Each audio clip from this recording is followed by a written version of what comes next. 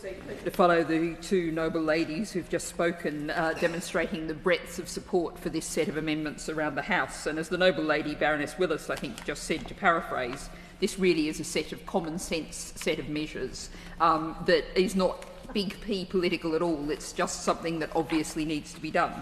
I'm speaking to Amendments 70 and 81, to which I attached my name, and also speaking from a noble friend, Baroness Jones of Moulscombe, who tabled 86, 120, 121A and 121B. Just briefly on the first two, I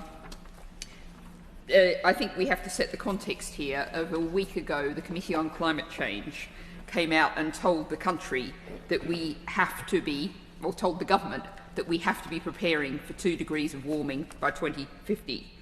And, even more critically perhaps in the context of this bill, the government and the country is not yet adapted to the current levels of warming we already have.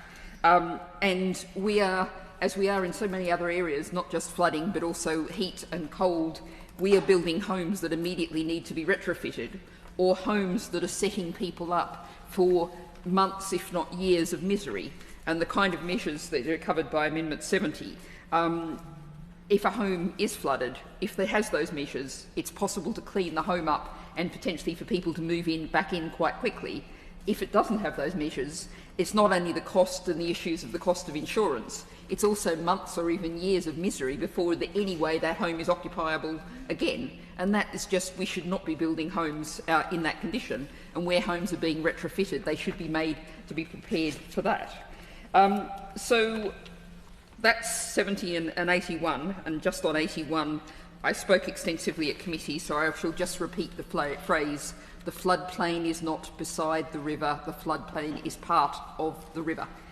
But moving to my noble friends' amendments, these are about the other side of this, not dealing with the flood water rushing down the river, or indeed the flood water, the surface water that's rushing off the hard surfaces that is so typical of so many areas, or indeed the impounded soils that reflect so much of our land management now. This is talking about saying, let's catch that water, let's use that water in the right kind of way.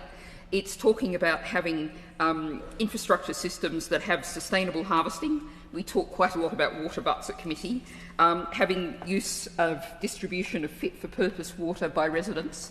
The fact that we still use massive quantities of expensively, both in financial and energy terms, treated drinking water for all kinds of purposes where you don't need anything like that quality makes no sense at all. And this is also, of course, about reducing costs. We have a cost of living crisis. If you can use free water rather than water that you have to pay for, then that's a win-win all round.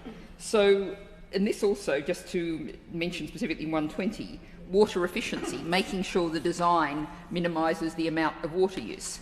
So these are all really practical things, and it's hard to see any reason why anyone could argue they shouldn't be on the face of the bill.